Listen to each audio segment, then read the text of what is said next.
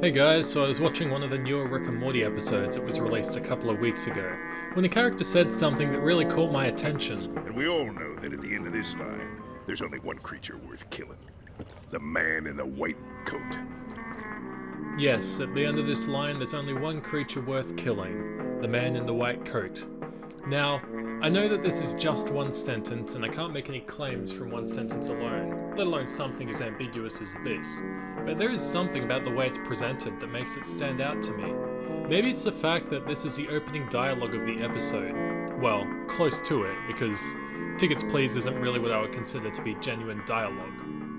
Maybe it's the fact that Rick is referred to as a creature, or maybe it's the symbolism of Rick being the man in the white coat, but something about this line made me begin drawing comparisons between Rick and Morty and the classic novel Moby-Dick. The more I began to think about the connections, the more I believed that Rick and Morty really is an adaptation of Moby-Dick, as told from the whale's perspective. Now, this isn't the first time that Moby-Dick has inspired great works of fiction, with one of my favourites being Cormac McCarthy's Blood Meridian. But there is something unique in Rick and Morty that it's so different in so many aspects. It's almost as if the show is some kind of inverted adaptation. That is, it flips Moby-Dick completely around in many ways, which we will now explore, starting with an analysis of the character names. Moby-Dick's name comprises of two parts, Moby and Dick. Dick is short for Richard, which literally means hard ruler, or one who is brave, bold, and powerful in rule. This explains why some of the earliest known Richards were dukes, princes, and kings. It also makes an apt name for the eponymous character of the book, the white whale called Dick. If you're not familiar with the book, this name is rather apt, since the whale seems preternaturally more powerful than any other being in the book, in many ways giving off the idea that the whale is a ruler of the seas. Though of course, if you read the book, you would know that Melville asserts the ocean has no ruler. It's a force more powerful than any living creature. The Moby part of his name doesn't really have any derivable meaning, beyond being a kind of distinguisher. Everybody knows that Moby-Dick refers to the whale called Dick, but Dick on its own could refer to any number of men or animals. Now let's compare this to Rick. Rick is also short for Richard, so there's already this striking resemblance between the two. And, much like Moby-Dick, Rick is powerful and all-destroying within the universe, but he is not God of the universe. This is most evident in the episode The Old Man and the Seat, where Rick becomes close to, and subsequently loses, Tony. The episode is brilliant at showing us that, although Rick likes to act like he controls the universe, and sometimes it very much seems like he has everything in his control, he is still not in control, much in the same way that Moby-Dick was no ruler of the ocean. Rick and Moby-Dick may both be able to kill all their foes, or subdue them by some other means, but they cannot save their friends and loved ones from mortality. Rick can alter the universe with incredible inventions.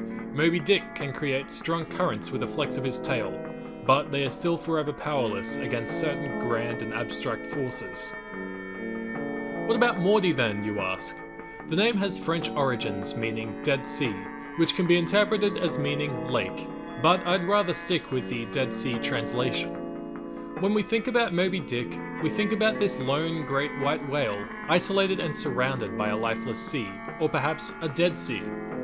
Similarly, when we think of Rick, his own dead sea, aka Morty, is wont to linger, and it is not very often that we see Rick without Morty, given that, the premise of the show is to include both Rick and Morty.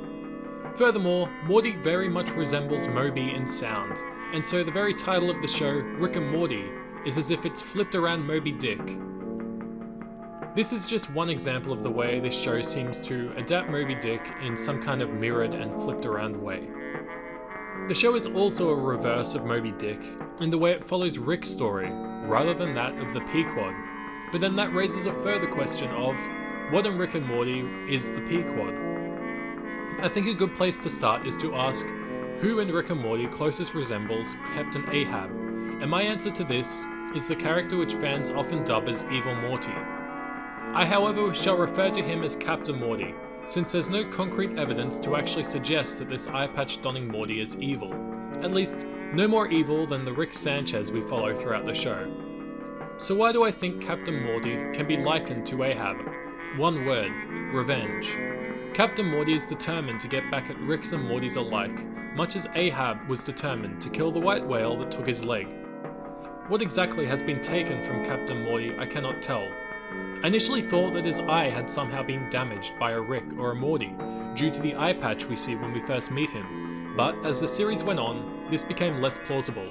Not just because Captain Morty is shown to have fully functioning eyes, but because Ricks tend to be capable of regrowing entire bodies. I don't think there's anything that's beyond what a Rick is capable of. Now I know what you're thinking, not all Ricks are incredible geniuses. Yes, this is true, but a majority of them are, and even if Captain Morty's Rick isn't, then there would be other Ricks that could help. One might also conjecture that Captain Morty is really a Rick in a Morty's body, and while this could verily be true, I don't believe that he would exist in such a body against his will, or that he feels resentment for being put into a Morty body, since he likely possesses the skills to return himself back into a Rick. He just chooses not to. All I can hypothesize is that Rick, most likely C-137 Rick, has done something to wrong Captain Morty in some way, but Rick likely did it unintentionally, and so paid little thought to doing it at the time. Exactly what Captain Morty's revenge story is not for me to say. What I can tell you is that, as the series progresses, we will learn more about him, where he comes from, what his destination is, why he's so bent on dominating the citadel of Ricks, and how he's progressing on his journey. This flips the story of Moby-Dick again, since in the novel, you begin basically learning all about Ahab's revenge story, and you progressively go through the novel, building up to that final moment where he meets the whale, uncovering the incredible Leviathan for what it is. In Rick and Morty, however, you begin on the other side. You have the whale straight up, you learn all about who the whale is and what it stands for, and progressively, as the series progresses, we find out more about Captain Morty and his story of revenge. Rick also resembles the whale when we consider this passage from chapter 41 of the novel.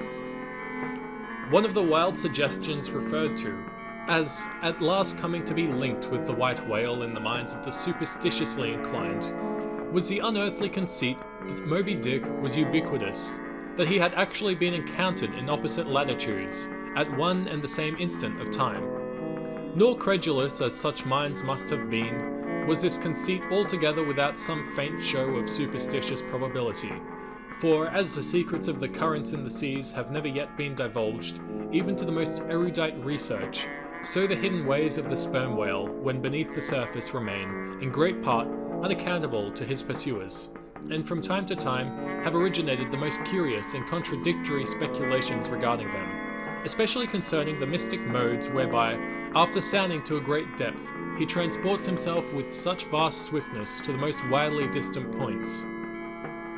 This passage states that, while unlikely, there remains some plausibility to the omnipresence of the great white whale, and that some other physical phenomena may explain for the whale's apparent omnipresence. This is in accord with Rick's character, since Rick often uses his portal gun to travel between and within dimensions, so that he very may appear to exist in multiple places in the same instant. One more way the show flips the novel around, and I feel this is definitely worth mentioning, is the way Rick and Morty almost completely flips the values on religion and democracy that are expressed in Moby-Dick. The novel is replete with religious themes, as well as the democratic value of respecting everyone's worldview, whereas Rick and Morty is almost the complete opposite, where it's almost a common occurrence for Rick to make fun of religion or someone else's worldview, with a few notable examples here. Yes, I did it! There is no God! In your face! One done, motherfucker! Your booze mean nothing! I've seen what makes you cheer! Furthermore, while Moby-Dick constantly expresses the view that there is no free will, and everything depends on fate, Rick and Morty seems to present an almost opposite view, with Rick's adventures never really leading towards one final destination. Rather, he goes about his business doing whatever he pleases, and it is only occasionally that events in the universe occur outside of his control. This seems also to flip the story of Moby-Dick in its own way.